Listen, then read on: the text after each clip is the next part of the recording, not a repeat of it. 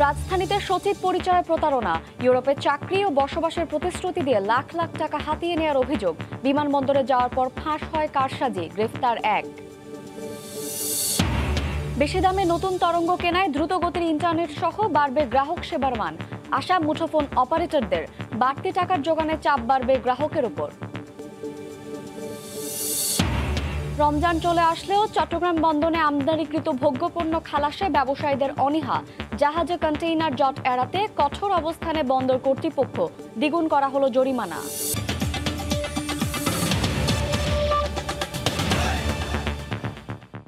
ভোরের সময়ের সঙ্গে আছি আমি শায়লা রহমান ইমা। দুর্নীতির দায়ে সরকার দলীয় এমপি হাজি সেলিমকে 10 বছরের কারাদণ্ড দিয়েছেন উচ্চ আদালত। একই সঙ্গে রায় পাওয়ার 30 দিনের মধ্যে আত্মসমর্পণ করতে বলা হয়েছে। বাজেয়াপ্ত করা হয়েছে অবৈধভাবে উপার্জিত 27 কোটি টাকার সম্পত্তি। দুদক আইনজীবী বলছেন, সাংবিধানিকভাবে তিনি আর এমপি পদে থাকতে পারবেন না। এ রায়ের বিরুদ্ধে আপিল করার কথা জানিয়েছেন হাজি সেলিমের আইনজীবী। আফজাল হোসেনের রিপোর্ট। সেনা সমর্থিত তত্ত্বাবধায়ক সরকারের আমলে হাজি সেলিম ও তার স্ত্রী গুলশান আরার বিরুদ্ধে রাজধানীর লালবাগ থানায় মামলা করে দুদক। মামলায় এমপি দম্পতির বিরুদ্ধে প্রায় 27 কোটি টাকার অবৈধ সম্পদ অর্জন এবং 10 কোটি টাকার সম্পদের তথ্য গোপনের অভিযোগ আনা হয়। এই মামলায় 2008 সালে তাদের 13 বছর করে কারাদণ্ড দিয়েছিল বিচারিক আদালত। এ রায়ের 7 বছর পর তাদের সাজা বাতিল করেন হাইকোর্ট। হাইকোর্টের রায়ের বিরুদ্ধে আপিল করে দুদক। মামলাটি পুনরায় শুনানির নির্দেশ দেন আপিল বিভাগ। এ বিষয়ে দীর্ঘ শুনানি শেষে এবার হাইকোর্ট তার 10 বছরের সাজা বহাল রাখলেন। উচ্চ আদালত তার রায়ে বলেছেন, হাজি সেলিমের অবৈধ সম্পদ অর্জনের বিষয়টি সাক্ষ্য ও নথিপত্রে প্রমাণ মিলেছে। সে কারণে অর্জিত এ সম্পদ রাষ্ট্রের অনুকূলে বাজেয়াপ্ত হবে। রায় পাওয়ার 1 মাসের মধ্যে আত্মসমর্পণ করতে হবে হাজি সেলিমকে। তবে এ মামলায় তার স্ত্রী আসামি হলেও মারা যাওয়ায় তাকে অব্যাহতি দেওয়া হয়েছে। যেদিন বিচারিক আদালত এই রায়ের কপি পাবে সেই দিন থেকে 30 দিনের মধ্যে হাজি মোহাম্মদ সেলিমকে বিচারিক আদালতে আত্মসমর্পণ করার নির্দেশ দিয়েছেন এবং যেই প্রপার্টিগুলো কনফিসকেট হয়েছে সেগুলা রাষ্ট্র বরাবরে বাজেয়াপ্ত হয়ে যাবে। তিনি জানান, সংবিধান অনুযায়ী হাজি সেলিম আর সংসদ সদস্য পদে থাকতে পারবেন না। উনি অ্যাকর্ডিং টু 66(2)D অনুযায়ী ওনার টোটাল বার হয়ে যাবে সংসদ সদস্য পদ থাকার আর যোগ্যতা হারিয়েছেন। তবে বিষয়টি স্পিকার সিদ্ধান্ত নেবেন। ঢাকা 8 আসনের এই এমপির আইনজীবী জানান, তারা এই রায়ে সংক্ষুব্ধ করবেন আপিল। জ্ঞাত আয়ের বহির্ভূত সম্পত্তি প্রমাণ না হওয়া সত্ত্বেও আমাদেরকে সাজা দেওয়া হয়। আমরা সেই জিনিসটি মহামান্য হাইকোর্ট ডিভিশনের রায়ের এগেইনস্টে অ্যাপিলেট বিভাগে আমরা আমাদের যুক্তিতর্ক উপস্থিতি করার চেষ্টা করব। মাসখানেক আগে কুয়েতের আদালতে লক্ষ্মীপুর 2 আসনের স্বতন্ত্র সংসদ সদস্য কাজী শহীদ ইসলাম পাপুল দণ্ডিত হওয়ায় তার সংসদ সদস্য পদ শূন্য ঘোষণা করে গেজেট প্রকাশ করা হয়। আফজাল হোসেন, সময় সংবাদ, ঢাকা। চিকিৎসার জন্য বিএনপি চেয়ারপারসন বেগম খালেদা জিয়ার বিদেশ যাওয়া শুধু সরকারি সিদ্ধান্তের উপর নয়, নির্ভর করছে তার সদিচ্ছার উপরও। একথা জানিয়েছেন দলটির মহাসচিব মির্জা ফখরুল ইসলাম আলমগীর। মঙ্গলবার বিকেলে সময় সংবাদকে একথা জানান তিনি। 2018 সালের 8 ফেব্রুয়ারি জিয়া অরফানেজ ট্রাস্ট দুর্নীতি মামলায় দণ্ডিত হয়ে কারাগারে যান বিএনপি চেয়ারপারসন বেগম খালেদা জিয়া। কারাগারে থাকা অবস্থায় তার বিরুদ্ধে রায় হয় জিয়া চ্যারিটেবল ট্রাস্ট দুর্নীতি মামলার। 2 মামলায় 17 বছরের দণ্ড মাথায় নিয়ে 2 বছর 17 দিন কারাবন্দী থাকার পর গেল বছরের 25শে মার্চ শর্ত সাপেক্ষে সাজা স্থগিত করা হলে তিনি অবস্থান নেন গুলশানের বাসভবনে। শর্তযুক্ত মুক্তির প্রায় 1 বছর পর চিকিৎসা নিয়ে কি ভাবছে দল কিংবা পরিবার জানতে চাওয়া হয় বিএনপি মহাসচিবের কাছে। তিনি জানান, বিদেশে চিকিৎসা নেওয়ার ব্যাপারে নানান সমীকরণ থাকলেও সব বিষয়েই চূড়ান্ত সিদ্ধান্ত নেবেন বেগম খালেদা জিয়া নিজেই। ডিপেন্ডস যে উনি স্বাস্থ্য যে এখানে ডাক্তাররা যে দেখতে পাচ্ছে না, দেখার মতো হলে তখন আপনার ডাক্তারদের পরামর্শ অনুযায়ী এবং সেই যে শর্ত আছে সে আরো তুলে নিলে উনি যদি চিন্তা করেন যে যেতে যাবেন তাহলে যেতে পারবেন। পরিবারের আবেদনের পরিপ্রেক্ষিতে মঙ্গলবার বেগম জিয়ার সাজা স্থগিত করে শর্ত সাপেক্ষে মুক্তির মেয়াদ 3য় দফায় বাড়ানো হয়েছে। সালাউদ্দিন সুমন, সময় সংবাদ, ঢাকা। বাংলাদেশ ভারত সম্পর্কের নতুন মাইলফলক ফেনী নদীর উপর নির্মিত প্রথম মৈত্রী সেতু। ত্রিপুরার সাবরুম ও খাগড়াছড়ির রামগড়ের মধ্যে সংযোগ স্থাপনকারী সেতুটি সকালে ভার্চুয়ালি উদ্বোধন করেন ভারতের প্রধানমন্ত্রী নরেন্দ্র মোদী। তিনি বলেন এই সেতু পুরো দক্ষিণ এশিয়ায় যোগাযোগের অনন্য মাধ্যম হয়ে দাঁড়াবে। অনুষ্ঠানে ভিডিও বার্তায় প্রধানমন্ত্রী শেখ হাসিনা বলেন, রাজনৈতিক সীমারেখা উন্নয়ন ও বাণিজ্যে বাধা হতে পারে না। খাগড়াছড়ির ফেনী নদীর উপর বাংলাদেশ ভারত প্রথম মৈত্রী সেতুর উদ্বোধন হলেও দুদেশের আমদানি রফতানি বা ট্রানজিট এখনই চালু হচ্ছে না। মহাসড়কের প্রশস্তকরণ, অনেকগুলো কালভার্ট ও ব্রিজের কাজ শেষ হবে আগামী বছর। তবে এর মধ্যেই স্থলবন্দরের ভূমি অধিগ্রহণ ও ক্ষতিপূরণের অর্থ স্থানীয়দের জীবনযাত্রার মান উন্নয়নে প্রভাব ফেলতে শুরু করেছে। মীর হোসেন রাসেলের ক্যামেরায় বখতিয়ার মুন্নার রিপোর্ট। ব্রিটিশ শাসন আমলে ফেনী নদী বিধৌত রামগড় 1920 সালে মহকুমা হয়, কিন্তু কালের বিবর্তনে প্রায় সব মহকুমা শহর জেলায় রূপান্তরিত হলেও রামগড় স্বীয় মর্যাদা হারিয়ে 1984 সালে রূপান্তরিত হয় উপজেলায়। এই জনপদেই মঙ্গলবার ফেনী নদীর উপর বাংলাদেশ ভারত প্রথম মৈত্রী সেতুর উদ্বোধন করেন ভারতের প্রধানমন্ত্রী নরেন্দ্র মোদী। সেতুটি যুক্ত করেছে ভারতের ত্রিপুরা রাজ্যের সাবরুম ও বাংলাদেশের খাগড়াছড়ির রামগড়কে। তবে এর মধ্যেই সেখানে মৈত্রী সেতু ও স্থলবন্দরের ভূমি অধিগ্রহণ এবং ক্ষতিপূরণের অর্থ স্থানীয়দের জীবনযাত্রার মান উন্নয়নে প্রভাব ফেলতে শুরু করেছে। তারা স্বপ্ন বুনতে শুরু করেছেন নতুন ব্যবসা বাণিজ্য ও কর্মক্ষেত্রে।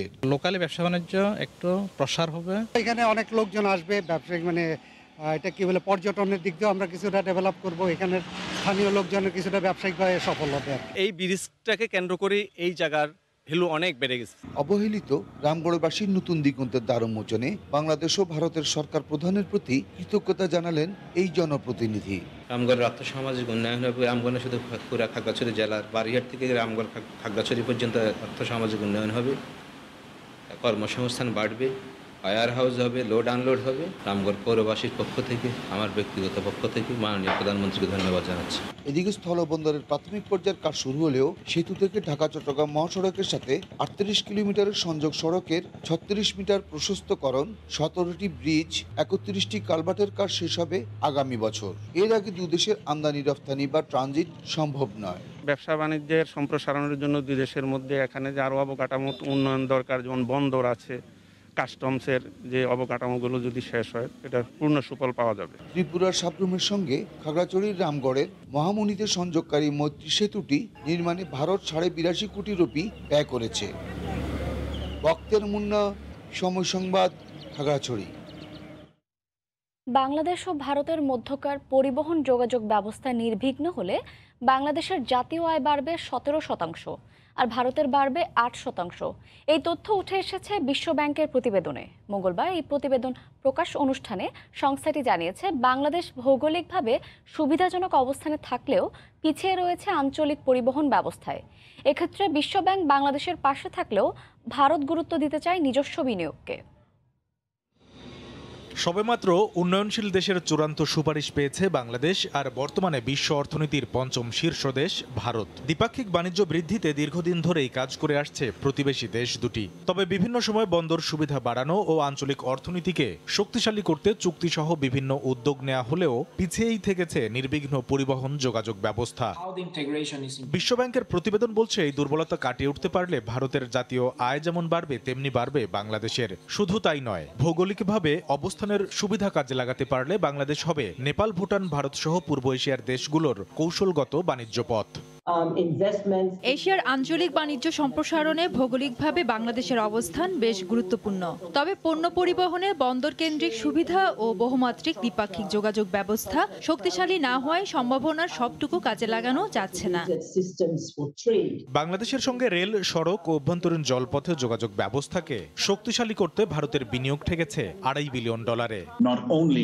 এক দশকের বেশি সময় ধরে অর্থনৈতিক উন্নয়নে বাংলাদেশ ভারত যৌথভাবে গুরুত্বপূর্ণ উদ্যোগ নিচ্ছে। পরিবহন ব্যবস্থার উন্নয়নে দেশ দুটি মাত্রই মৈত্রী সেতু চালু করলো। তবে প্রতিবন্ধকতাগুলো কাটিয়ে উঠতে এখনো কয়েক $1 বিলিয়ন বিনিয়োগ দরকার। ভারতের ক্ষেত্রে উন্নয়ন সহযোগীদের চেয়ে নিজেদের বিনিয়োগকে গুরুত্বপূর্ণ মনে করে।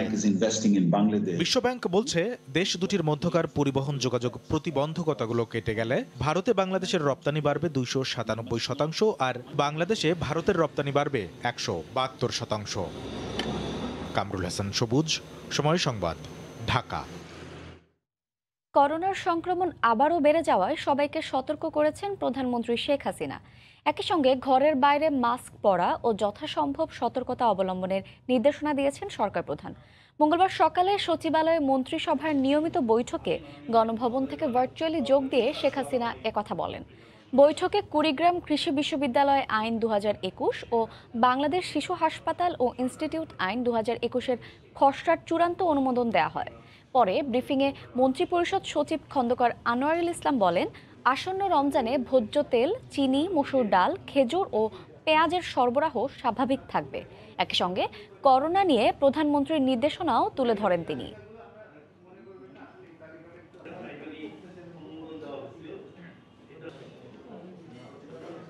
মাননীয় প্রধানমন্ত্রী রিকোয়েস্ট করছেন, আমি সব জায়গায় বলছি যে আমরা একেবারে যেন খুব কমফোর্ট জোনে আছি, এটা যেন চিন্তা করি না।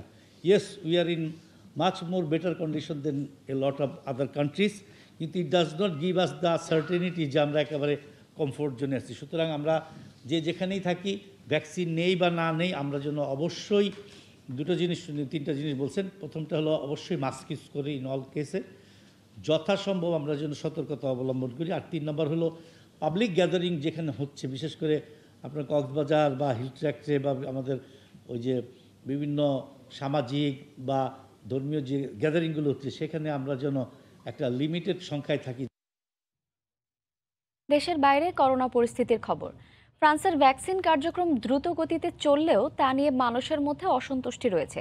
যদিও সরকার বলছে আগামী মাসে অন্তত 1 কোটি মানুষকে ভ্যাকসিন কার্যক্রমের আওতায় নিয়ে আসা হবে। এদিকে কারফিউর সময়সীমা পরিবর্তনের জন্য সরকারের কাছে অনুরোধ জানিয়েছে প্যারিসের মেয়র সহ সাধারণ মানুষ। বিস্তারিত লুৎফর রহমান বাবুর রিপোর্টে। ফ্রান্সে এখন পর্যন্ত প্রথম ডোজের টিকা নিয়েছেন 39,78,421 জন, যা মোট জনসংখ্যার 5.79%। আর দ্বিতীয় ডোজের টিকা নিয়েছেন 19,88,752 জন, যা মোট জনসংখ্যার 2.8%। গেল 24 ঘন্টায় দেশটিতে টিকা নিয়েছেন 1,07,727 জন প্রথম ডোজের, আর দ্বিতীয় ডোজের টিকা নিয়েছেন 51,176 জন। তবে ভ্যাকসিন কার্যক্রম নিয়ে সাধারণ মানুষ দেশটির সরকারের উপর সন্তুষ্ট নয়। তারা বলছেন, যে গতিতে দেশটিতে ভ্যাকসিন দেওয়া সরকারের উচিত ছিল, সেই গতিতে সরকার পারছে না। অবশ্য সরকারের তরফ থেকে বারবার বলা হচ্ছে তারা সব ধরনের উদ্যোগ গ্রহণ করছেন। দেশটির স্বাস্থ্যমন্ত্রী ও প্রধানমন্ত্রী জন কাস্তিয়াক এর আগে জানিয়েছেন আগামী মাসে দেশটিতে 10 মিলিয়ন মানুষকে ভ্যাকসিনের আওতায় নেওয়া হবে, পরের মাসে যা 20 মিলিয়নে উন্নতি করা হবে। এদিকে ফ্রান্সে করোনার সংক্রমণ রোধে সরকারের নানা উদ্যোগ প্রতিনিয়ত নেওয়া হলেও এখনও সংক্রমণ কোনোভাবেই কমানো হচ্ছে না।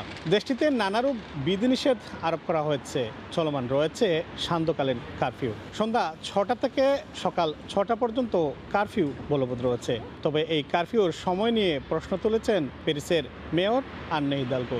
এই সময়সূচি নিয়ে তিনি সমালোচনা করে বলেন, প্যারিসের সাধারণ মানুষ এই সময়ে খাপ খাওয়াতে পারছে না। বিশেষ করে যারা স্কুল থেকে তাদের বাচ্চাদের নিয়ে আসে কিংবা যারা কাজ করে ঘরে ফেরে, তারা 6টার মধ্যে সবকিছু বন্ধ হয়ে যায়, অনেক কিছুই তাদের জন্য করা সম্ভব হয় না। অনেকেই বিভিন্ন সেক্টরে কাজ করে, কাজ শেষে তাদেরকে বাজার সদাই করতে হয়, কিন্তু 6টার মধ্যে সবকিছু বন্ধ হয়ে যাওয়ায় অনেক সময় তা সম্ভব হয় না। দিন যেহেতু এখন বড় হচ্ছে, তাই এই সময় পরিবর্তন করা দরকার বলে আমি মনে করি। 6টার পরিবর্তে 8টা কিংবা 9টায় নিয়ে গেলে অনেক সুবিধা হতো। আমরা সবাই এই সময়ের সুবিধা নিতে পারতাম। আশা করছি সরকার এটি বিবেচনা করবে। সময়টি আমাদেরকে খুবই অস্বস্তির মধ্যে ফেলে দিয়েছে। এই সময়ের সাথে আমাদের মানিয়ে নেওয়া খুবই কষ্টকর। করোনার সংক্রমণ রোধের জন্য নানা বিধিনিষেধের বেড়াজালের আবদ্ধে এখনও বন্দী রয়েছেন ফ্রান্সের সাধারণ মানুষজন। আর কবে এই বেড়াজাল থেকে তারা মুক্ত হবেন এখনও এটি নিশ্চিত নয়।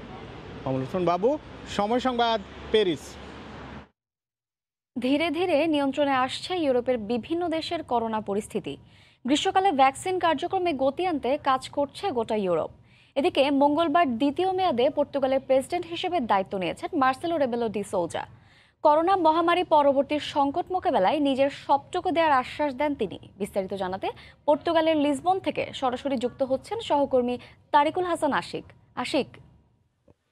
হ্যাঁ ইমা, করোনা ধীরে ধীরে নিয়ন্ত্রণে আসছে গোটা ইউরোপে। আমরা যদি গত 24 ঘন্টার করোনার চিত্রের কিছু অংশ দর্শকদের আপনার মাধ্যমে জানাতে চাই, তাহলে বলবো যে গত 24 ঘন্টায় ফ্রান্সে 316 জন এবং ইতালিতে 376 জন ছাড়া কোনো দেশই কিন্তু 3 শতাধিক মৃত্যুর ঘটনা ঘটেনি। সবকটি দেশেই আমরা দেখেছি যে মৃতের যে সংখ্যা সেটি কমে এসেছে, এবং আমরা দেখেছি যে জার্মানিতেও কিন্তু 300 অতিক্রম করেনি মৃতের সংখ্যা। তো সেই সঙ্গে আমরা যদি পর্তুগালের কথাও বলি, পর্তুগালে কিন্তু গত 24 ঘন্টায় 30 জন মানুষের মৃত্যু করোনায় হয়েছে এবং আক্রান্তের সংখ্যাও 1000-এর কম। আক্রান্তের সংখ্যার কিছুটা তারতম্য রয়েছে ইউরোপের বিভিন্ন দেশে, তবে আমরা সার্বিকভাবে বলতে পারি যে ধীরে ধীরে নিয়ন্ত্রণে আসছে। তো এর মধ্যে আমরা জানি যে গ্রীষ্মকে কেন্দ্র করে এরই মধ্যে কিন্তু গোটা ইউরোপ একটি প্রস্তুতি নিতে শুরু করেছে, এবং সেই প্রস্তুতি যদি আমরা বলি তাহলে বলতে হবে যে ইউরোপের যে নাগরিকরা আছেন তাদেরকে ভ্যাকসিনের আওতায় আনা এবং পরবর্তীতে মে থেকে মূলত পর্যটন খুলে দেয়া। এরই মধ্যে বেশ কিছু পদক্ষেপ কিন্তু ইউরোপের বিভিন্ন দেশ নিয়েছে।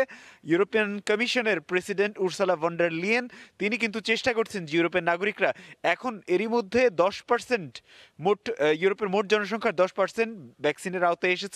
তো এটি কিন্তু সংখ্যায় অতি নগণ্য, এবং সেটি কিন্তু বাড়ানোর চেষ্টা গোটা ইউরোপের প্রত্যেকটি দেশই কিন্তু করে যাচ্ছে। এর পাশাপাশি আমরা যদি বলি যে এরই মধ্যে গত মঙ্গলবার কিন্তু পর্তুগালের প্রেসিডেন্ট দ্বিতীয় মেয়াদে তিনি কিন্তু দায়িত্ব গ্রহণ করেছেন, এবং তার দায়িত্বের গ্রহণ করার যে মূল বিষয়বস্তু তিনি বলেছেন যে এই যে চ্যালেঞ্জটি এখন সেটি হচ্ছে যে করোনা বিধ্বস্ত অর্থনীতি এবং করোনা বিধ্বস্ত একটি রাষ্ট্রকে পুনরায় ঘুরে দাঁড়ানোর বিষয়টাকে কিন্তু এই দ্বিতীয় মেয়াদে তিনি চ্যালেঞ্জ হিসেবে নিচ্ছেন।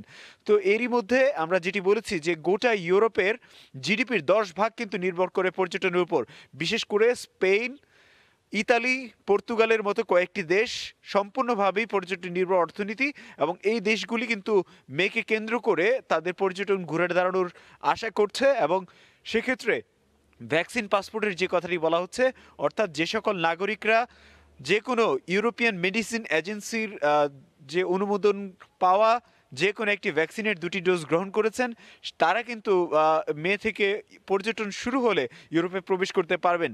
সেই সঙ্গে কোভিড টেস্টের যে বিধিনিষেধ এখন পর্যন্ত রয়েছে, যারা ভ্যাকসিনের 2টি ডোজ নিয়ে থাকবেন তাদেরকে সেই করোনা নেগেটিভ সার্টিফিকেটের প্রয়োজন হবে না। এছাড়া অন্যরা যারা আসতে চাইবেন ইউরোপে তখন হচ্ছে যে তাদেরকে করোনা নেগেটিভ সার্টিফিকেট নিয়ে আসতে হবে। তবে সবচেয়ে বড় কথা হচ্ছে যে মে থেকে পর্যটন খুলে দেওয়ার কথা ভাবছে পর্তুগাল সহ ইউরোপের বিভিন্ন দেশ, এবং সেই লক্ষ্যে তারা এরই মধ্যে ভ্যাকসিন কার্যক্রমে গতি আনতে কাজ করছে।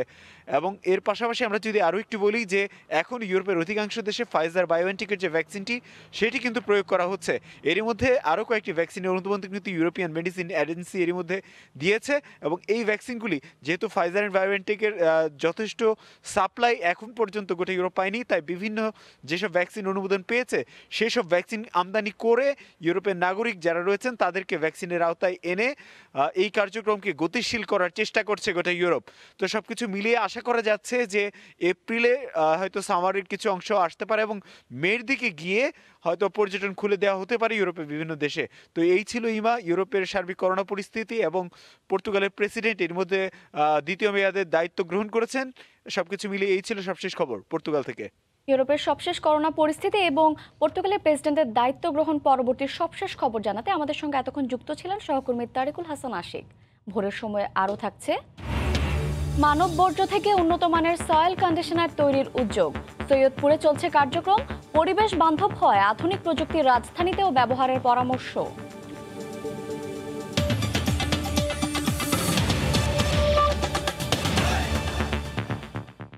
ইউরোপের দেশ ক্রোয়েশিয়ায় পরিবার সহ স্থায়ীভাবে বসবাসের সুযোগ মিলবে। মোটা অঙ্কের বেতন, খরচ মাত্র 7 লাখ টাকা।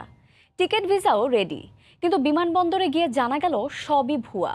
রাজধানীতে প্রবাসী কল্যাণ মন্ত্রণালয়ের সহকারী সচিব পরিচয়ে অভিনব এই প্রতারণার জাল বিস্তারকারীকে গ্রেফতারের পর পুলিশ বলছে বিদেশ নেয়ার প্রতিশ্রুতি দিয়ে একটি চক্র হাতিয়ে নিয়েছে লাখ লাখ টাকা। বুলবুল রেজার রিপোর্ট। কুমিল্লার কাউসার আলম নিজেকে পরিচয় দেন প্রবাসী কল্যাণ মন্ত্রণালয়ের সহকারী সচিব হিসেবে। অল্প খরচে ইউরোপের দেশ ক্রোয়েশিয়ায় লোক পাঠানোর সব প্রক্রিয়া তার জানা আছে। একই মন্ত্রণালয়ের সচিবকে আবার নিজের মামা বলে পরিচয় দেন। সিঙ্গাপুরে তার এক স্বজনের মাধ্যমে যোগাযোগ হয় সেখানে কর্মরত 7 প্রবাসীর সঙ্গে। চুক্তি হয় জনপ্রতি 7 লাখ টাকা। পরিবার সহ স্থায়ীভাবে স্বপ্নের দেশ ইউরোপে বসবাসের হাতছানিতে ফিরে আসেন বাংলাদেশে। মেডিকেল টেস্ট, বিমান টিকিট সহ চুক্তি মোতাবেক কাউসারকে তারা 48 লাখ টাকা প্রদান করেন। সব প্রক্রিয়া সম্পন্ন, হাতে পান বিমানের টিকিট, ভিসা সহ অন্যান্য কাগজপত্র। বিমানবন্দরে গিয়ে তারা জানতে পারেন সব কাগজপত্র ভুয়া। আমাদের থেকে প্রায় 6 লক্ষ টাকা এবং কারো থেকে 5 লক্ষ টাকা, কারো থেকে 7 লক্ষ টাকা এইভাবে হাতিয়ে নেয়। সচিব ওনার মন্ত্রণালয়ে যে লোকে জব করে ওনার কাজ সমান ওনার অ্যাকাউন্টে আমরা এই টাকাগুলা সম্পূর্ণ পেমেন্ট করি। প্রতারণার শিকার হয়ে ভুক্তভোগীরা কৌশলে 2 প্রতারককে নিয়ে হাজির হন নোয়াখালীর চাটখিলের একটি পুলিশ ফাঁড়িতে। সেখানে 3 মাসের মধ্যে টাকা ফেরত দেওয়ার প্রতিশ্রুতিতে ব্যাংক চেক দেয় প্রতারকরা, কিন্তু টাকা ফেরত না দিয়ে টালবাহানা শুরু করেন। সে আমাদের দেখাইতেছে যে প্রসেসিং সবকিছুই হচ্ছে, কিন্তু বাস্তবতা আমরা এসে দেখি কিছুই হচ্ছে না। পরে চেক ডিজঅনারের মামলা করেন ভুক্তভোগীরা। গ্রেফতার করা হয় কাউসারকে। আমার মতো মানুষ এটা করা উচিত না, এটা আমার জন্য খারাপ ছিল এবং উচিত ছিল এটা আরও বৈধভাবে তাদেরকে নিয়ে কনফার্ম হয়ে এদেরকে সঠিকভাবে পেপার ডকুমেন্টস নিয়ে এদেরকে কনফার্ম করে এই বিষয়গুলো করা। চক্রটির সঙ্গে মানব পাচারের সম্পর্ক খতিয়ে দেখছে পুলিশ। প্রতারক গ্রুপটা বেসিক্যালি এরা বিভিন্নভাবে মানব পাচার করে মানুষকে প্রতারিত করছে, বিদেশে যে অনেকে প্রতারিত হচ্ছে। তো আমরা এক্ষেত্রে এরা ফরচুনেট যে বিদেশেই আমরা এদেরকে আইডেন্টিফাই করতে পেরেছি এবং এদেরকে গ্রেপ্তার করতে সক্ষম হয়েছি। বুলবুল রেজা, সময় সংবাদ, ঢাকা। 1,38,00,000 টাকার অবৈধ সম্পদ অর্জনের অভিযোগের মামলায় সিআইডির উপপরিদর্শক নওয়াব আলীর স্ত্রী গোলজার বেগমকে কারাগারে পাঠিয়েছেন আদালত। গতকাল সকালে চট্টগ্রাম মহানগর দায়রা জজ আদালতের বিচারক শেখ আশফাকুর রহমান এ আদেশ দেন। এর আগে আদালতে হাজির হয়ে জামিন আবেদন করেন গোলজার বেগম। শুনানি শেষে আদালত তাকে কারাগারে পাঠানোর আদেশ দেন। মামলার বিবরণে জানা যায় 2019 সালে অবৈধ সম্পদ অর্জনের অভিযোগে গোলজার বেগম, তার স্বামী এসআই নওয়াব আলী সহ 4 আসামির বিরুদ্ধে মামলা করে দুদক। গত 25শে ফেব্রুয়ারি আদালত তাদের বিরুদ্ধে গ্রেফতারি পরোয়ানা জারি করেন। আসামি গোলজার বেগম আজ আত্মসমর্পণ করে জামিন আবেদন করলে নামঞ্জুর করে কারাগারে পাঠানোর আদেশ দেন বিচারক। গোলজার বেগমের নামে থাকা পুকুরের মাছ চাষ থেকে 1,10,00,000 টাকা আয় করেছেন বলে কাগজপত্রে দেখালেও বাস্তবে মাছ চাষের অস্তিত্ব পাওয়া যায়নি।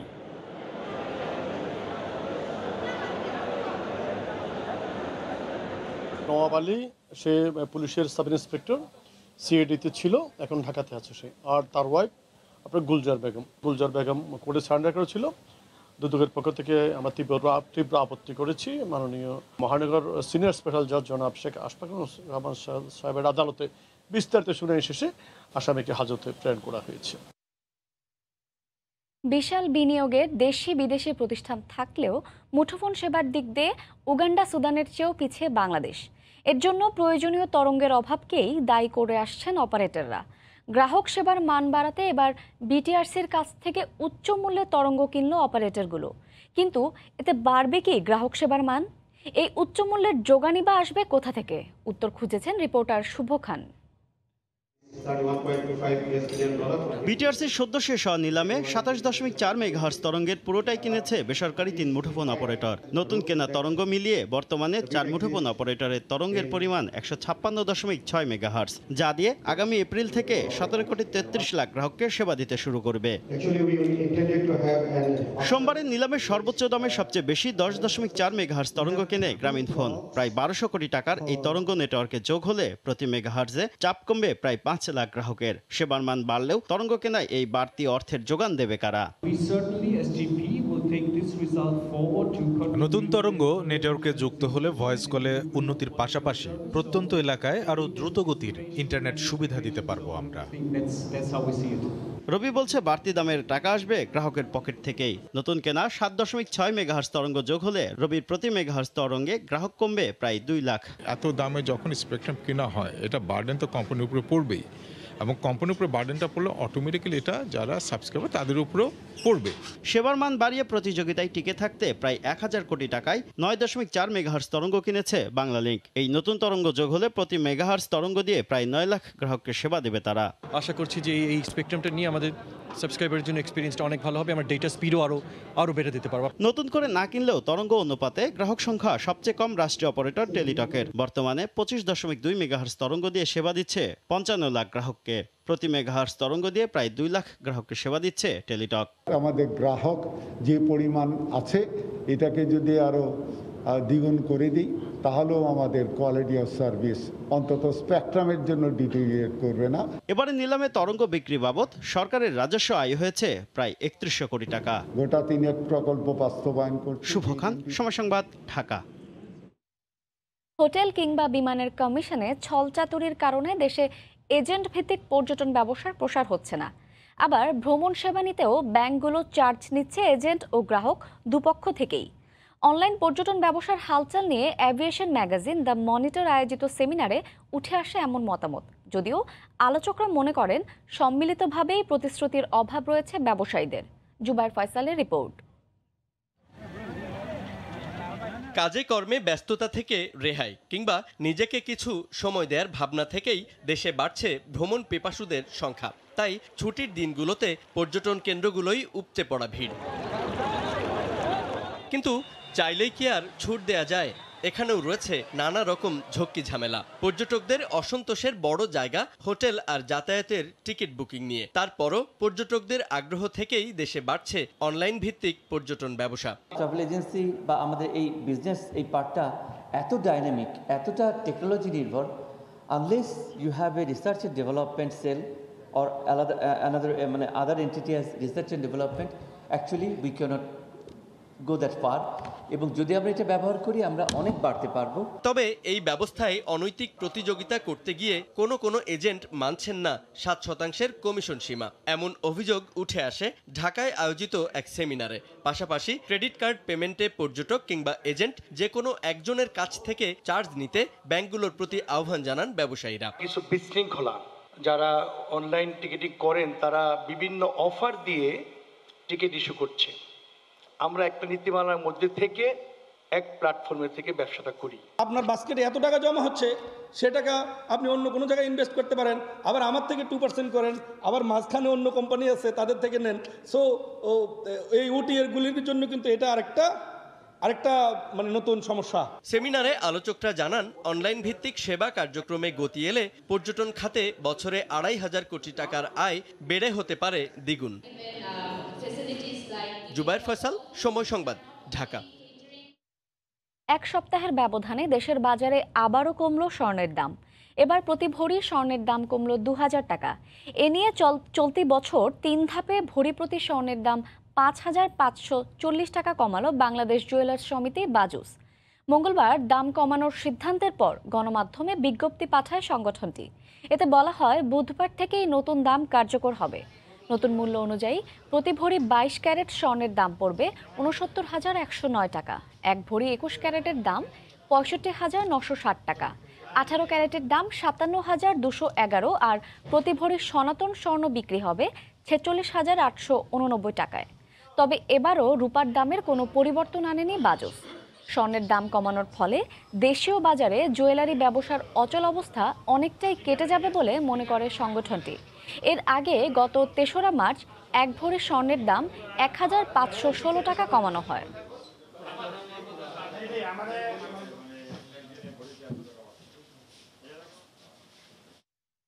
ভোরের সময়ে আরও থাকছে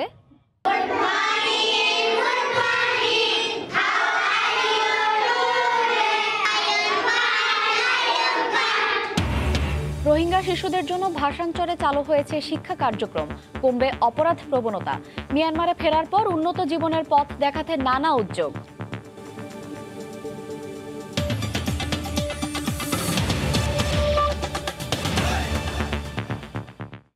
মানব বর্জ্য থেকে উন্নত মানের সয়েল কন্ডিশনার তৈরির উদ্যোগ নিয়েছে 2টি বেসরকারি সংস্থা।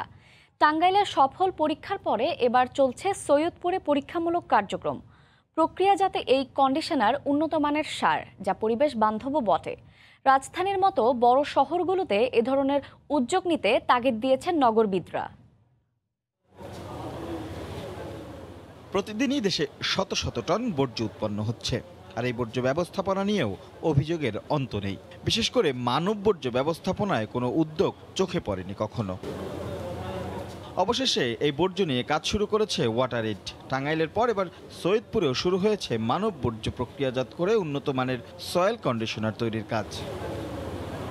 সৈয়দপুর পৌরসভায় প্রায় 2 একর জমিতে শুরু হয়েছে এই প্ল্যান্টের কাজ। 5টি ধাপে প্রক্রিয়াজাতের মাধ্যমে এসব বর্জ্য পরিণত হয় সয়েল কন্ডিশনারে। 2000 বাসা থেকে আনা সলিড ওয়েস্টের অর্গানিক অংশ অর্থাৎ পচনশীল অংশ দিয়ে আমরা 56 দিন 8 সপ্তাহে কম্পোস্টিং করে ফেলি। 17টা প্যারামিটারে কন্ট্রোল করে আমরা এটাকে ব্যবহার করতে পারি কৃষি জমিতে। বাড়ি বাড়ি গিয়ে এসব বর্জ্য সংগ্রহ করার পুরো প্রক্রিয়া তদারকিতে আছে পৌরসভা। আর চলতি বছরেই এসব কন্ডিশনার ব্যবহারের উপযোগী হওয়ার আশ্বাস তাদের। আমরা একটি ফরম্যাট করেছি, এই ফরম্যাটের মাধ্যম দিয়ে আমাদের এখানে নাম, ঠিকানা, অ্যাড্রেস, তার ট্যাঙ্কির পরিমাণ কীরকম আছে এই জিনিসগুলা আবেদন করার পরিপ্রেক্ষিতে আমরা এটা কালেকশন করি। নগরবিদ্যা বলছেন, রাজধানীর মতো বড় শহরগুলোতে এ ধরনের উদ্যোগ নিলে আরও সুফল মিলবে, তবে দরকার সঠিক ব্যবস্থাপনার। যেখানে উৎসেই যদি এই প্রক্রিয়া করার বাধ্যবাধকতা করা যায়, তবে শক্তি বর্জ্য থেকে শক্তিতে পরিণত করা বা বায়োগ্যাস পরিণত করার মধ্যে দিয়ে যে রিসাইক্লিং পদ্ধতি হতে পারে সেটিও আমাদেরকে বিরাট পরিত্রাণ দিতে পারে। এই সয়েল কন্ডিশনার পরিবেশ বান্ধব তো বটেই, রাসায়নিক সার থেকে এর উৎপাদন খরচও অনেক কম। রাশেদ লিমন, সময় সংবাদ, সৈয়দপুর, নীলফামারী। রোহিঙ্গা শিশুদের জন্য ভাষান্তরে চালু হয়েছে অনানুষ্ঠানিক শিক্ষা কার্যক্রম। নিজ দেশ মিয়ানমারে ফেরার পর যাতে শিক্ষিত নাগরিক হিসেবে নিজেদের গড়ে তুলতে পারে, এজন্য সরকারের পক্ষ থেকে নেওয়া হয়েছে এমন উদ্যোগ। এর ফলে রোহিঙ্গা শিশুদের স্বাস্থ্য সচেতনতা তৈরির পাশাপাশি অপরাধ প্রবণতা থেকে তাদের দূরে সরিয়ে রাখা সম্ভব হবে বলে মনে করছে সরকার। সাইফুল ইসলামের ছবিতে এহসান জুয়েলের রিপোর্ট। ভাষাঞ্চর এখন যেন এক মুক্ত পৃথিবী। রৌদ্র উজ্জ্বল আকাশের নিচে স্বর্গদূতের মতো শিশুদের কোলাহল এখানে সারাদিন।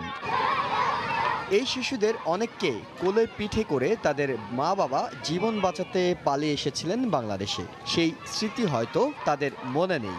এখন তারা বড় হচ্ছেন ভাষাঞ্চরের মুক্ত আলো বাতাসে, কিন্তু দিন শেষে তাদের ফিরে যেতে হবে মিয়ানমারে নিজ দেশে।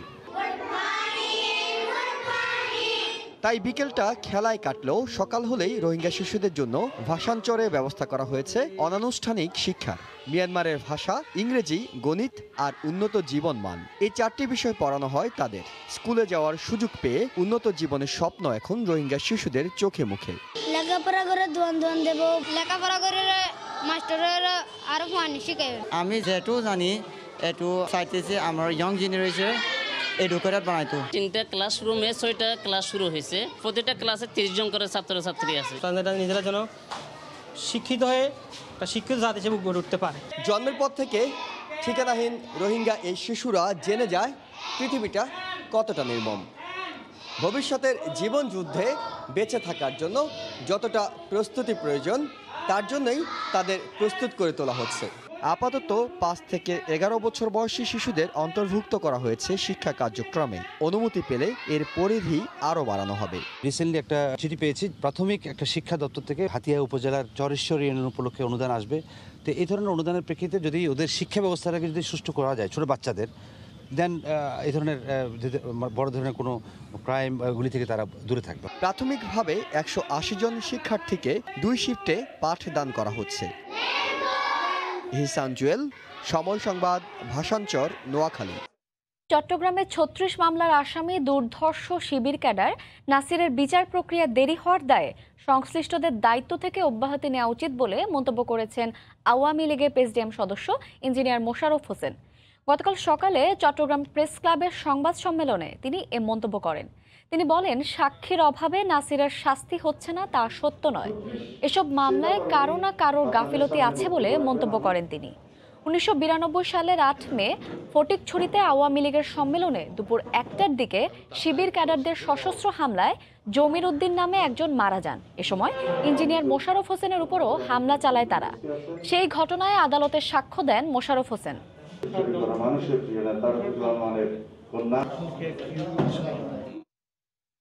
পিকে হালদারের সহযোগী ক্যাপ্টেন মোয়াজ্জেম সহ 45 জনের দেশ ত্যাগ ঠেকাতে ইমিগ্রেশনে চিঠি দিয়েছে দুর্নীতি দমন কমিশন। এছাড়া অর্থ লোপাট অনুসন্ধানে নতুন করে আরও 33 জনের সম্পদ বিবরণী চাওয়া হয়েছে। এদিকে 10 কাগজে প্রতিষ্ঠানকে 800 কোটি টাকা ভুয়া ঋণ দেওয়ার অভিযোগে পিকে হালদার সহ 37 জনের বিরুদ্ধে অর্থ পাচারের মামলার অনুমোদন দিয়েছে দুদক। কমিশনের কাছে মামলার সুপারিশ চেয়ে করা অভিযোগে বলা হয়, international leasing and financial service লিমিটেডের এমডি রাশেদুল সহ বিভিন্ন কর্মকর্তা ও প্রতিষ্ঠানের চেয়ারম্যান এম এ হাশেম এবং বোর্ড সদস্যরা অসৎ উদ্দেশ্যে ক্ষমতার অপব্যবহার করে 10টি কাগুজে প্রতিষ্ঠানকে প্রায় 800 কোটি টাকা ভুয়া ঋণ দেন। এই ঋণের বিপরীতে কোনো মর্টগেজও রাখা হয়নি। পরবর্তীতে বিভিন্ন লেয়ারিং এর মাধ্যমে ভুয়া কোম্পানি ও বিভিন্ন ব্যক্তির হিসেবে ওই টাকা স্থানান্তর ও রূপান্তর করেন আসামিরা। মঙ্গলবার তদন্ত কর্মকর্তার সুপারিশের প্রেক্ষিতে 37 জনকে আসামি করে মামলার সুপারিশ অনুমোদন দেন কমিশন। 10 মামলার প্রতিটিতেই রিলায়েন্স লিজিং ও এনবিআর গ্লোবাল ব্যাংকের সাবেক ব্যবস্থাপনা পরিচালক পিকে হালদারকে আসামি করে মামলার সুপারিশ করেন তদন্ত কর্মকর্তা গুলশান আনোয়ার প্রধান। বোর্ডের সদস্যগণ অসৎ উদ্দেশ্যে ক্ষমতার অপব্যবহার পূর্বক প্রায় 10টি কাগজে প্রতিষ্ঠানকে মালিকানা যাচাই বাছাই না করে ঋণ পাইতে সহযোগিতা করেছেন। বেনিফিশিয়ারিগণ ইন্টারন্যাশনাল লিজিং থেকে প্রায় 800 কোটি টাকা ভুয়া ঋণের মাধ্যমে উত্তোলন করে আত্মসাৎ করেন। দুদক সচিব জানান, আদালতে প্রমাণিত হলে আসামিদের 10 বছর করে কারাদণ্ড হতে পারে। রয়েছে জামিনের বিধানও। 10 বছর পর্যন্ত শাস্তির বিধান আছে। তারপরে আবার বিভিন্ন ধারা আছে, এক একটা আইনে এক এক রকম ধারা। আবার তাদের যদি অবৈধ সম্পদ যেটা আদালত কর্তৃক প্রমাণিত হবে সেটা বাজেয়াপ্ত হবে। এছাড়া সম্প্রতি পিকে হালদারের সহযোগী ক্যাপ্টেন মুয়াজ্জেমকে দুর্নীতির একটি মামলায় অব্যাহতি দিয়ে দেশত্যাগে নিষেধাজ্ঞা তুলে নিলেও পিকে হালদার সংশ্লিষ্ট মামলায় অভিযুক্ত হওয়ায় মুয়াজ্জেম সহ 45 জনের দেশত্যাগে নিষেধাজ্ঞা দিয়ে ইমিগ্রেশনে চিঠি দিয়েছে কমিশন। সেলিয়া সুলতানা, সময় সংবাদ, ঢাকা। ঠাকুরগাঁওয়ে অবৈধভাবে ইট তৈরির অভিযোগে ভাটা মালিককে 2 লাখ টাকা জরিমানা করেছে ভ্রাম্যমাণ আদালত। গতকাল দুপুরে রংপুরে পরিবেশ অধিদপ্তর ও জেলা প্রশাসনের যৌথ উদ্যোগে ছোট পলাশবাড়ি ইউনিয়নে 2টি ইটভাটায় অভিযান চালায় ভ্রাম্যমাণ আদালত। এ সময় পরিবেশ অধিদপ্তরের ছাড়পত্র ছাড়া অবৈধভাবে ইট প্রস্তুত করার অভিযোগে ভাটার মালিককে 2 লাখ টাকা জরিমানা করা হয়। এছাড়া ইটভাটার বেশ কিছু অংশ এক্সকাভেটর মেশিন দিয়ে গুঁড়িয়ে দেওয়া হয়।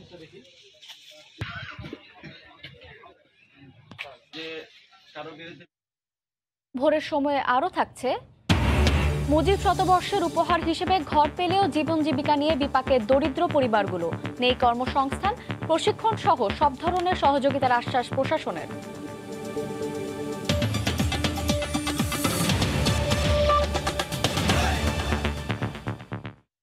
জাহাজ এবং কন্টেইনার জট এড়াতে শেষ পর্যন্ত দ্বিগুণ হারে পেনাল রেন্ট আদায় শুরু করেছে চট্টগ্রাম বন্দর কর্তৃপক্ষ।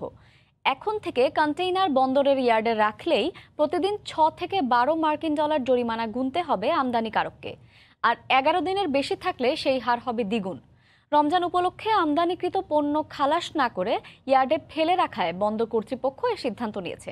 বিস্তারিত জানাচ্ছেন কমল দে। দেশের বাজারে বাড়ানো হচ্ছে সব ধরনের ভোগ্য পণ্যের দাম। পণ্য সরবরাহ ঘাটতির অভিযোগ ব্যবসায়ীদের। অথচ চট্টগ্রাম বন্দরে স্তূপ জমেছে আমদানিকৃত ভোগ্য পণ্যের। 49,000 টিউএস ধারণ ক্ষমতার এই চট্টগ্রাম বন্দরে আজ কন্টেনার রয়েছে 40,000 টিউএস এর বেশি। 10% জায়গা খালি রাখতে হয় ক্রেন এবং যানবাহন চলাচলের জন্য। অভিযোগ উঠেছে আমদানিকারকরা আমদানিকৃত পণ্য বন্দরে রেখে গুদাম হিসেবেই ব্যবহার করছে, আর তাই কঠোর ব্যবস্থা নিয়েছে বন্দর কর্তৃপক্ষ। প্রতি বছরই রমজান শুরুর অন্তত 4 মাস আগে থেকে শুরু হয় ভোগ্য পণ্য আমদানি। এবারও তার ব্যতিক্রম হয়নি, কিন্তু রহস্যজনক কারণে ব্যবসায়ীরা আমদানিকৃত পণ্য খালাস না করে বন্দরের বিভিন্ন ইয়ার্ডেই রেখে দিয়েছেন। এই অবস্থায় শঙ্কা দেখা দিয়েছে জাহাজ এবং কন্টেইনার জটের। ভিতরে কন্টেইনার রাখাটা ব্যয় সাশ্রয়ী, নিরাপদ, এই সুযোগ আর নেই। আমরা হয়তো এটার জন্য ব্যবস্থাও গ্রহণ করার চিন্তাভাবনা বন্দর কঠোরভাবে শুরু করবে যদি এটি অ্যালার্মিং অবস্থায় চলে যায়। জাহাজ ও কন্টেইনার জট এড়াতে আমদানিকৃত পণ্য দ্রুত খালাসে ব্যবসায়ীদের একাধিকবার অনুরোধ করে বন্দর কর্তৃপক্ষ, কিন্তু তাতে অগ্রগতি না হয় শেষ পর্যন্ত মঙ্গলবার থেকে শুরু হয়েছে দ্বিগুণ হারে প্যানেল রেন্ট আদায়। এখন থেকে 4 দিন ফ্রি অবস্থানের পর পরবর্তী 7 দিনের প্রতিদিন 20 ফুট কন্টেইনারের জন্য 6 মার্কিন ডলার এবং 40 ফুটের জন্য 12 মার্কিন ডলার করে পরিশোধ করতে হবে। তারপরও ডেলিভারি নেওয়া না হলে এই হার হবে 12 এবং 24 মার্কিন ডলার। যাতে কোনো রকম হ্যাসেল ফ্রি ইকুইপমেন্ট মুভমেন্ট করা যায় সেই সকল বিষয় বিবেচনা করে আমরা আমদানিকারকদেরকে বারবার তাগাদা দিচ্ছি যাতে চট্টগ্রাম বন্দরটাকে তারা ডিকনজেস্ট করে এবং তাদের মালামাল নির্ধারিত সময়ে ফ্রি টাইমের মধ্যে ডেলিভারি নিয়ে যায়। আমদানিকৃত পণ্য দ্রুত খালাস করে বাজারে নেওয়ার ব্যবস্থা না হলে আসন্ন রমজানে ভোগ্যপণ্য দামের ঊর্ধ্বগতি নিয়ে শঙ্কা থেকে যাচ্ছে। এই অবস্থায় মূল্য বৃদ্ধি ঠেকাতে বন্দর এবং কাস্টমস সহ অংশীজনদের সহযোগিতায় আমদানিকৃত পণ্য দ্রুত খালাসের আহ্বান এই ব্যবসায়ী নেতার। তবে আমি যেটা বলবো যে এখানে কাস্টমস, এখানে পোর্ট, এখানে সরকারি অন্যান্য সংস্থা যেগুলো আছে সেইগুলো সামনে রমজানকে সামনে রেখে তাদের কাজটা আরো পজিটিভলি এগোতে হবে। প্রাথমিক পর্যায়ে দ্বিগুণ হারে প্যানেল রেন্ট আদায় হলেও পরিস্থিতির উন্নতি না হলে নিয়ম অনুযায়ী 4 গুণ প্যানেল রেন্ট আদায়ের চিন্তা করছে বন্দর কর্তৃপক্ষ। সেক্ষেত্রে কন্টেনার প্রতি চার্জের হার হবে 24 এবং 48 মার্কিন ডলার। কমল দে, সময় সংবাদ, চট্টগ্রাম। করদাতাদের সুবিধার্থে রিটার্ন দাখিল করার প্রক্রিয়া আরও সহজ করবে জাতীয় রাজস্ব বোর্ড। ট্যাক্স, ভ্যাট রিটার্ন সহজে অনলাইনে করতে পারলে বিভিন্ন জটিলতা থেকে মুক্ত হওয়া যাবে।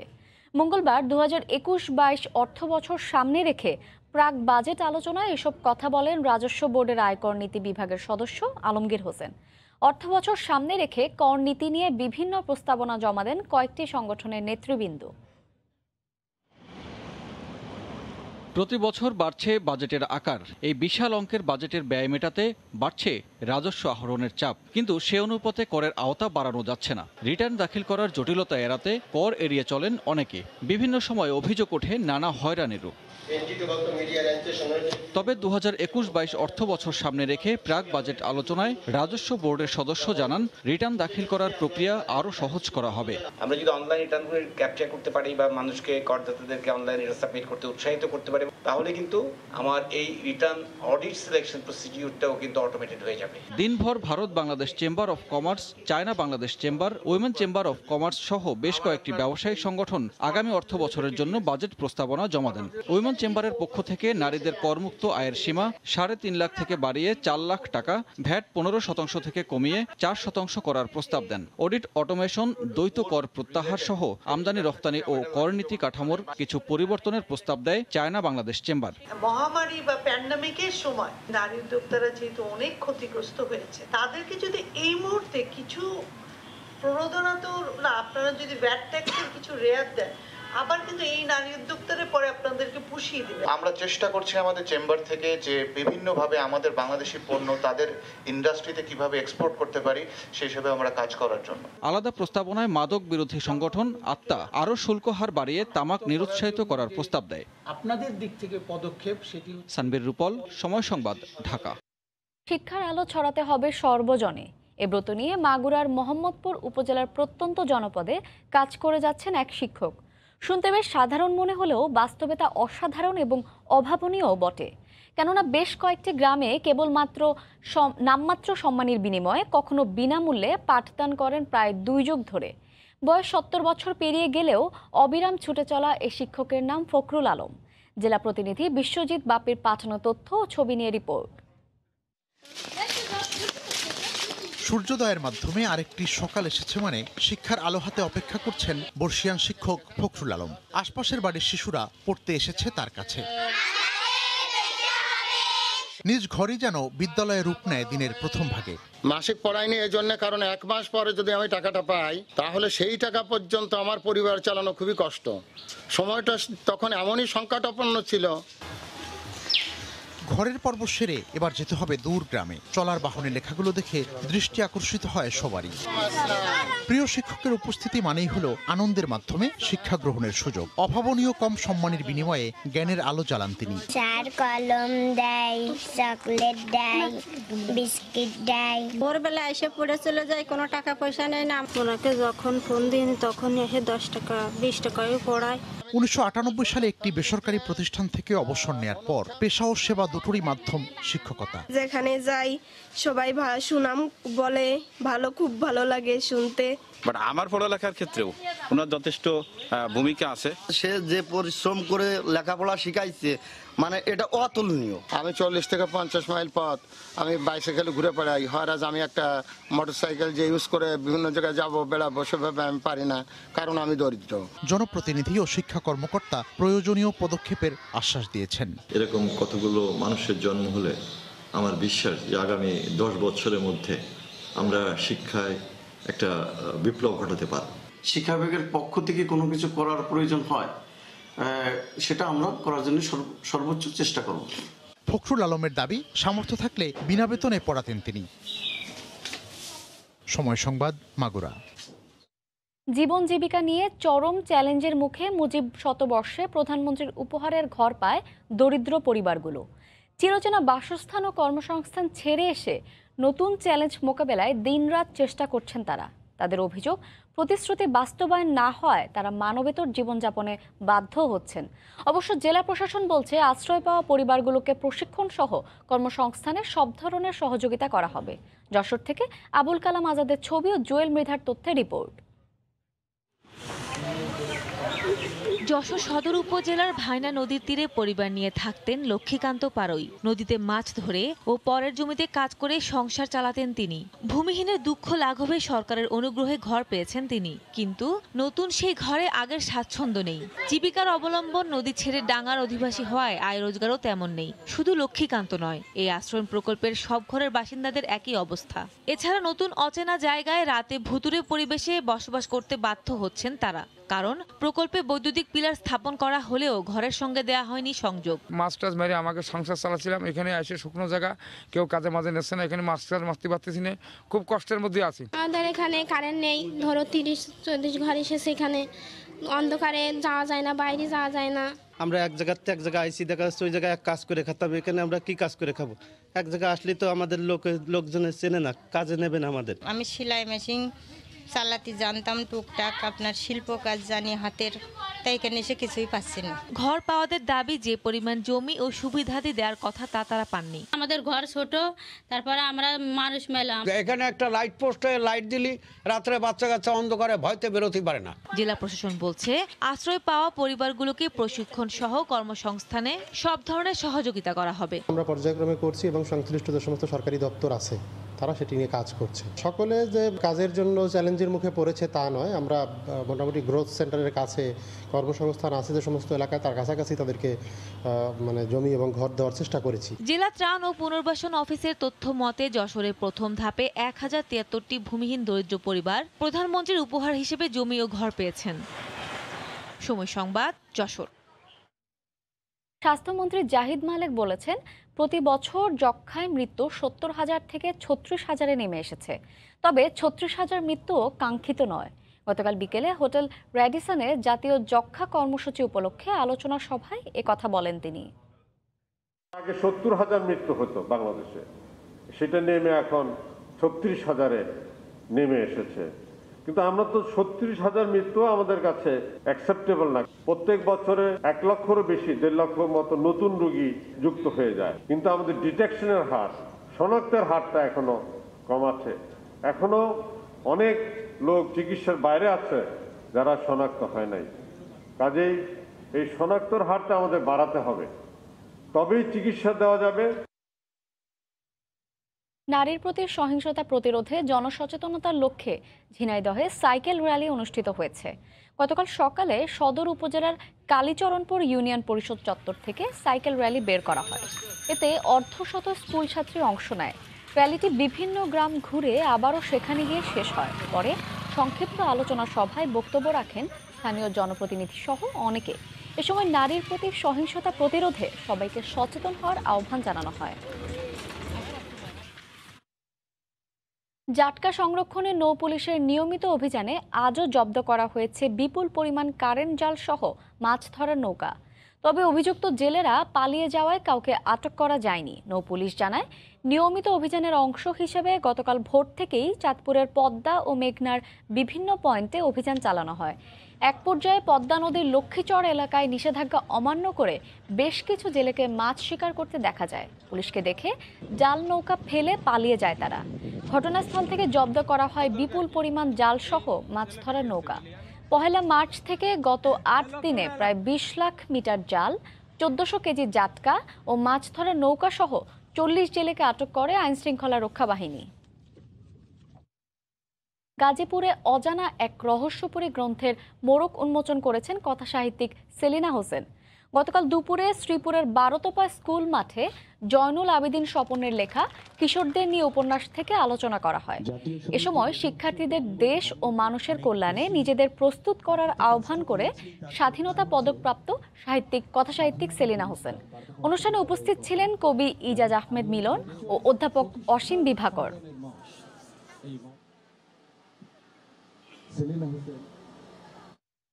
ভোলার মেঘনা তেতুলিয়ার অভয়াশ্রমের জাটকা সংরক্ষণে 2 মাসের নিষেধাজ্ঞা চলছে। এরই অংশ হিসেবে সকাল থেকেই অভিযান পরিচালনা করছে প্রশাসন। এই মুহূর্তে ইলিশা ঘাট মাছ আছেন সহকর্মী নাসির উদ্দিন লিটন। সরাসরি চলে যাচ্ছে সেখানে। লিটন। ইমা, ঝাটকা সংরক্ষণ অভিযানের যে 2 মাসের আজকে 10 দিন অতিক্রম হয়েছে চলছে, সেই 10 দিনের পরিস্থিতি যদি বলি যে আইন শৃঙ্খলা রক্ষাকারী বাহিনী তাদের অভিযান অব্যাহত রেখেছে। এদিকে জেলেরাও তাদের মাছ ধরা বন্ধ করেনি।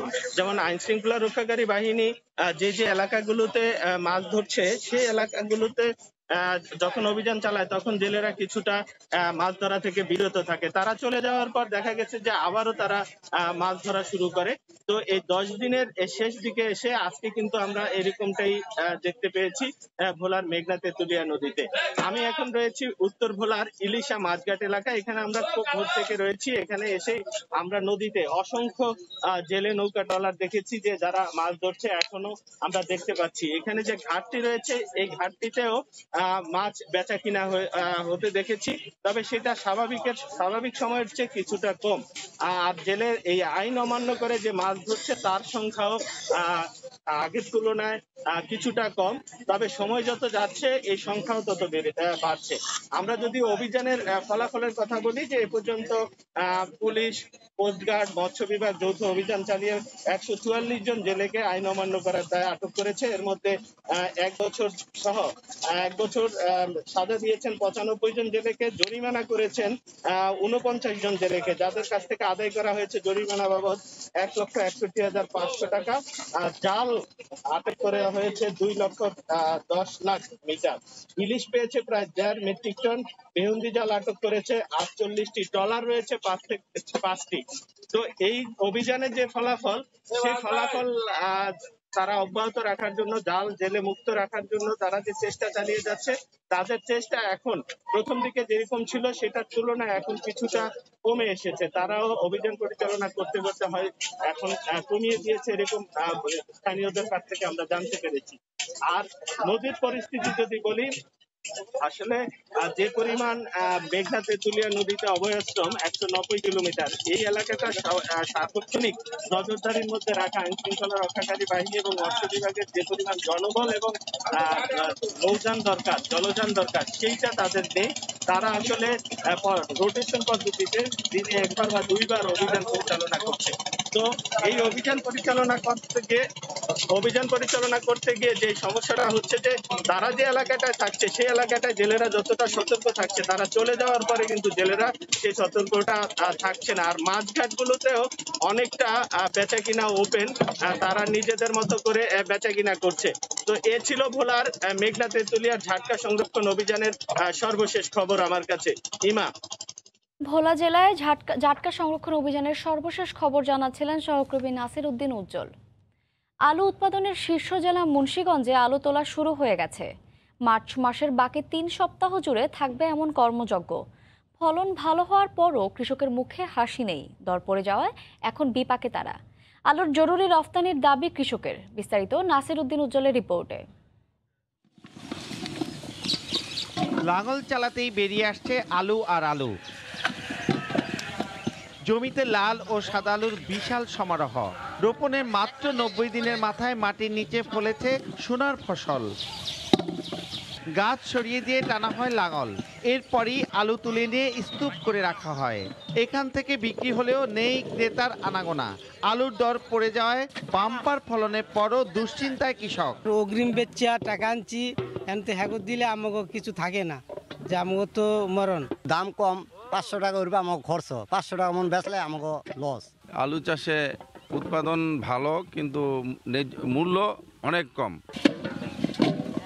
আলু তুলতে কুড়িগ্রাম সহ নানা অঞ্চলের লক্ষাধিক শ্রমিক এখন মুন্সিগঞ্জে ব্যস্ত সময় পার করছেন। লাল আলু বার হতে মন রায় তো এমনিতে সোনার মতো হয়ে যায়, যে সোনা ফলতেছে ক্ষেতের ভিতর, এখান থেকে আমরা এটা পাইতেছি, কত সুন্দর কুড়াইতে মজা লাগে। খুব ভালো লাগতেছে, আলু খুব সুন্দর হয়েছে, ভালো নাল আলু ভালো দেখা যায়।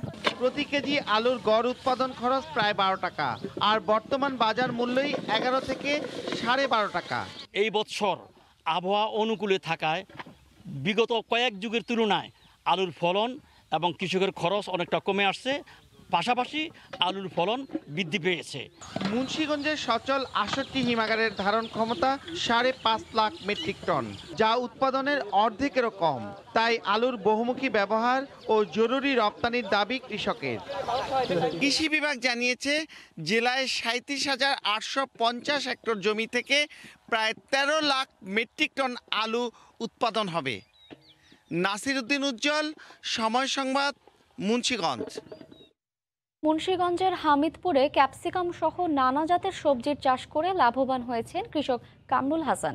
এ বিষয়ে আরও জানতে সরাসরি চলে যাচ্ছি সহকর্মী নাসির উদ্দিন উজ্জ্বলের কাছে। উজ্জ্বল, ইমাম, মুন্সিগঞ্জের এই যে ক্যাপসিকাম চাষ, সেখানে কিন্তু ভোর থেকেই রাসেল তার লোকজন নিয়ে ক্যাপসিকাম তোলা শুরু করেছেন এবং এইভাবেই কিন্তু প্রতিদিন কেজিতে কেজিতে ক্যাপসিকাম তুলেন এবং সেগুলো তুলে কিন্তু বাজারজাতের জন্য নিয়ে যান বিভিন্ন শহরে। রাজধানী ঢাকা, নারায়ণগঞ্জে এর চাহিদা অনেক বেশি এবং এই কামরুল হাসান রাসেল এই যে ক্যাপসিকাম চাষ সেটি কিন্তু শুরু করেছিলেন গেল মৌসুম থেকে এবং গেল মৌসুমে তার ফলন ভালো হয়েছে, কিন্তু এই যে করোনার লকডাউনের কারণে তিনি তেমন সুবিধা করতে পারেননি।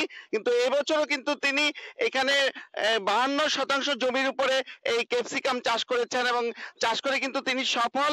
এরই মধ্যে কিন্তু তিনি বেচা কিনা শুরু করেছেন, ধুম বেচা কিনা এখন চলছে তার। প্রতিদিন তিনি কিন্তু অন্তত 150 কেজি ক্যাপসিকাম তুলতে পারছেন এবং এই যে 52% জমি, এই জমির মধ্যে যে এত ক্যাপসিকাম হয়েছে ছোট ছোট গাছগুলোতে, সেটি কিন্তু না দেখলে বিশ্বাস করা যাবে না। থোকায় থোকায় ক্যাপসিকাম ধরে আছে এবং তিনি কিন্তু ফার্মেসিতে মাস্টার্স করে তিনি কোনো চাকরি বা অন্য সার্ভিসে না গিয়ে কৃষিতেই সময় দিচ্ছেন এবং তিনি সফলতা শীর্ষে ওঠার তার স্বপ্ন। তো আমরা জানতে চাইবো যে রাসেল, এই যে ক্যাপসিকাম প্রথমবারের মতো এই অঞ্চল, আলুর অঞ্চল, কিন্তু আপনি প্রথমবারের মতো যে ক্যাপসিকাম চাষ করা শুরু করলেন, আপনি এটা কিভাবে এই স্বপ্নটা দেখছিলেন যে ক্যাপসিকাম দিয়ে আপনি সফল হবেন?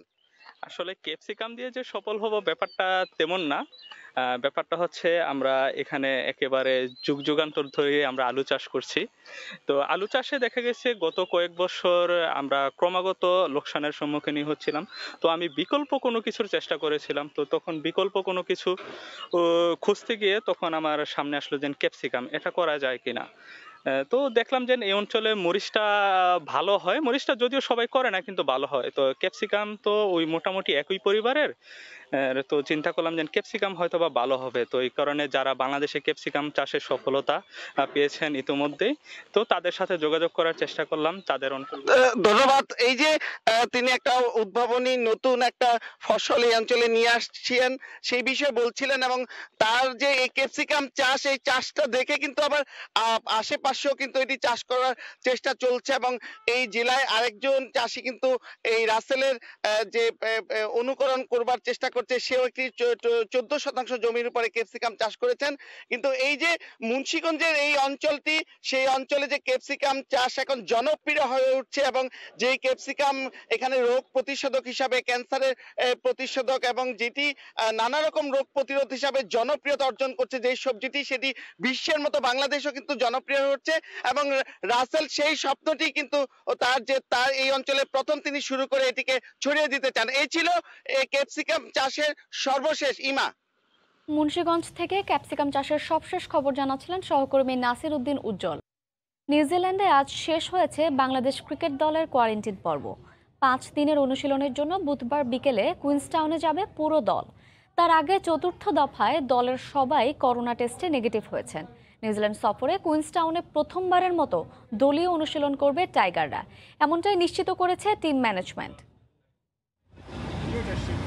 করোনাকালে বাংলাদেশ ক্রিকেট দলের প্রথম বিদেশ সফর। বায়োবাবল বা জৈব সুরক্ষা বলয়ের মতো কঠিন পরিস্থিতিতে মানসিকভাবে মানিয়ে নেওয়া কিংবা টিকে থাকাই হলো মাঠের লড়াইয়ের আগে আরেক লড়াই। সেই লড়াইয়ে এখন পর্যন্ত জিতেছে বাংলাদেশ ক্রিকেট দল।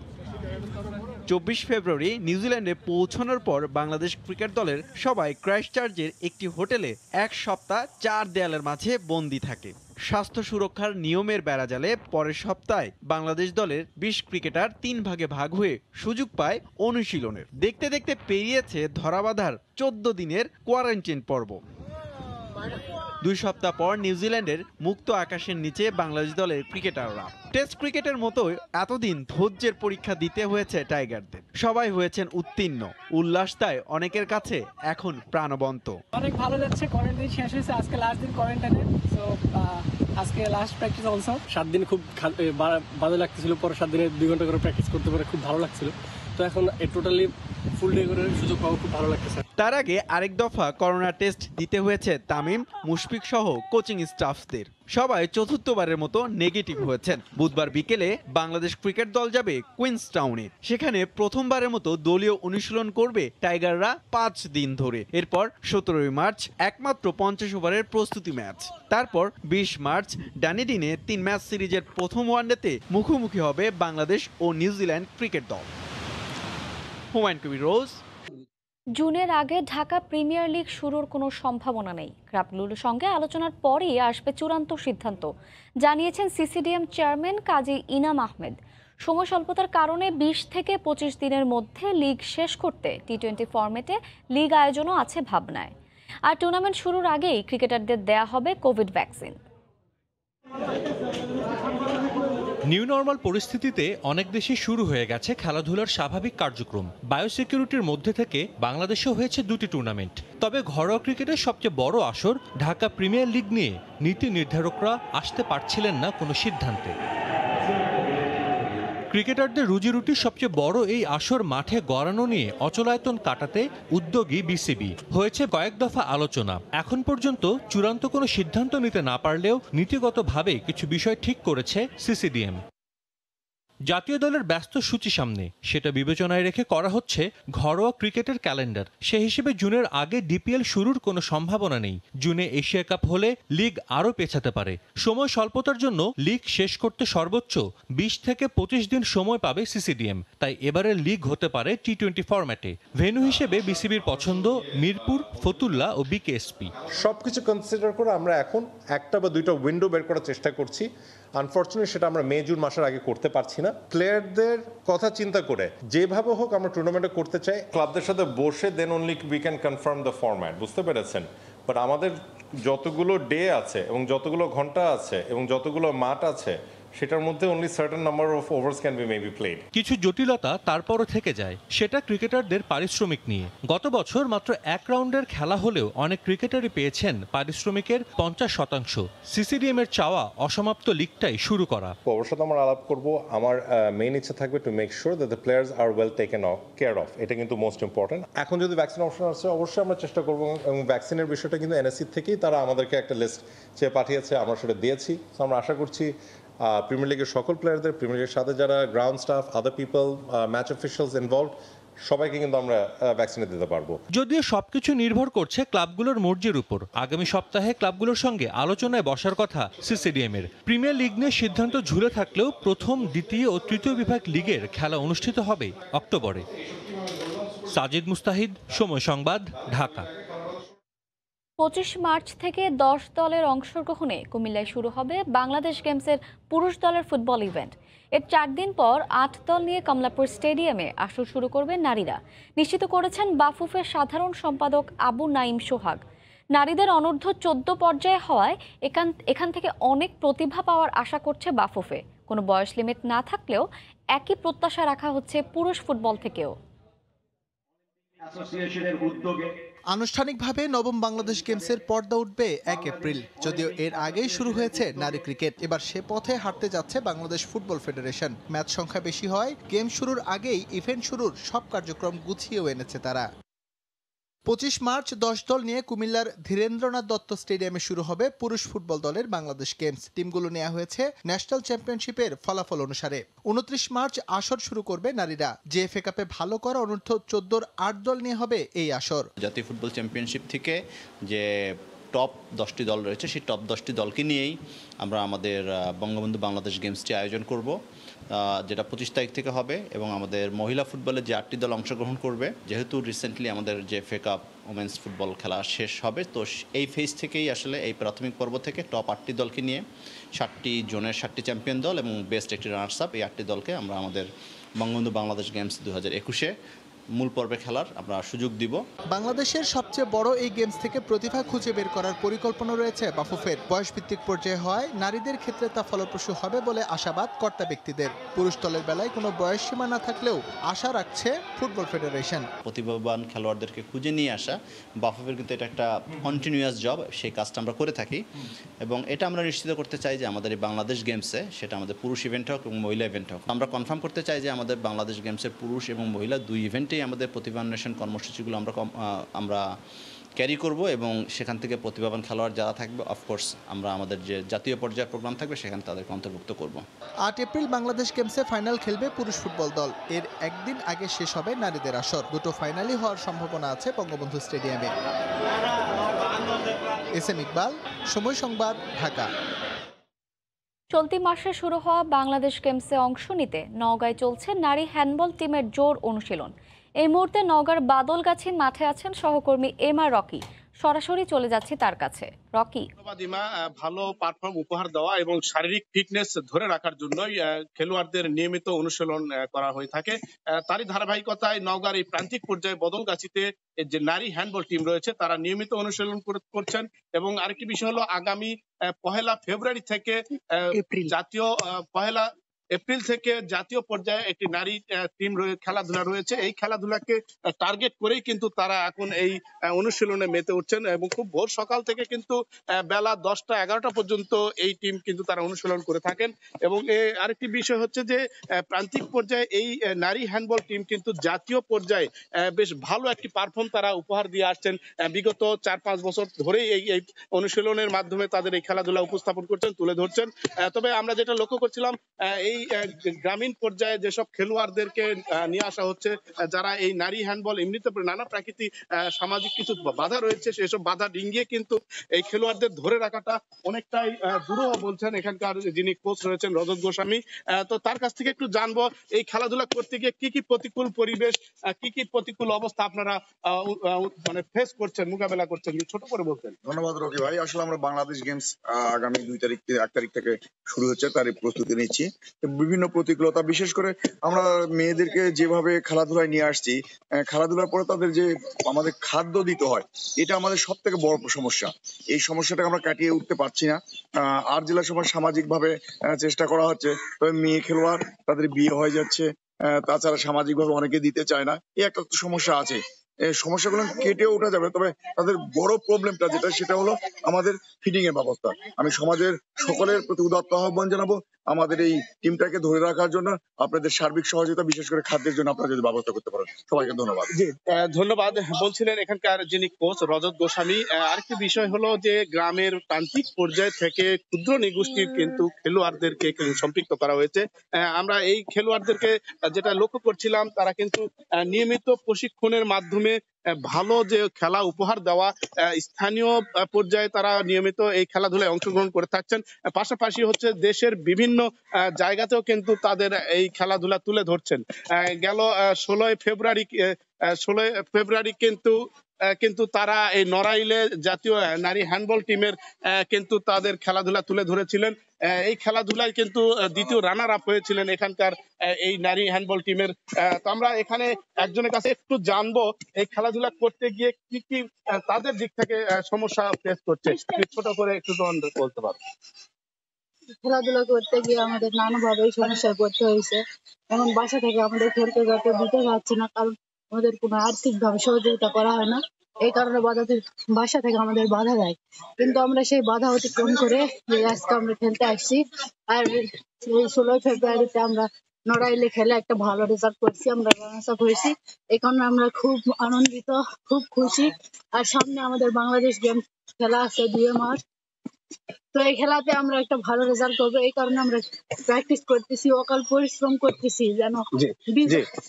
ধন্যবাদ। বলছিলেন একজন এখানকার নারী হ্যান্ডবলার, তিনি বলছিলেন যে নানা প্রতিকূলতার মাঝেও কিন্তু তার যে স্বপ্ন তা এগিয়ে যাওয়ার তা কিন্তু তারা লালন করছেন এবং আগামীতে 1 এপ্রিল থেকে কিন্তু একটি নারী হ্যান্ডবল খেলা টিম রয়েছে। এই টিমে কিন্তু তাদের যে খেলাধুলার পারফর্ম তা তুলে ধরে জয়ের মালা ছিনিয়ে আনার ক্ষেত্রে দৃঢ় প্রত্যয় তাদের মুখ থেকে আমরা জানতে পারছিলাম। তো এমা, এই ছিল নওগাঁর বদলগাছিতে নারী হ্যান্ডবল টিমের খেলাধুলার অনুশীলনের খবর আমার কাছে। নওগাঁর বদলগাছি মাঠ থেকে নারী হ্যান্ডবল টিমের অনুশীলনের খবর জানাতে সরাসরি যুক্ত ছিলেন সহকর্মী এমা রকি। ভোরের সময় শীর্ষ সংবাদ জানিয়ে দিচ্ছি আরেকবার। রাজধানীতে সচিব পরিচয়ে প্রতারণা, ইউরোপে চাকরি ও বসবাসের প্রতিশ্রুতি দিয়ে লাখ লাখ টাকা হাতিয়ে নেওয়ার অভিযোগ, বিমানবন্দরে যাওয়ার পর ফাঁস হয় কারসাজি, গ্রেফতার 1। বেশি দামে নতুন তরঙ্গ কেনায় দ্রুতগতির ইন্টারনেট সহ বাড়বে গ্রাহক সেবার মান, আশা মুঠোফোন অপারেটরদের। বাড়তি টাকার যোগানে চাপ বাড়বে গ্রাহকের উপর। রমজান চলে আসলেও চট্টগ্রাম বন্দরে আমদানিকৃত ভোগ্যপণ্য খালাসে ব্যবসায়ীদের অনীহা। জাহাজ ও কন্টেইনার জট এড়াতে কঠোর অবস্থানে বন্দর কর্তৃপক্ষ, দ্বিগুণ করা হলো জরিমানা। এই ছিল ভোরের সময়, সঙ্গে থাকুন সময়।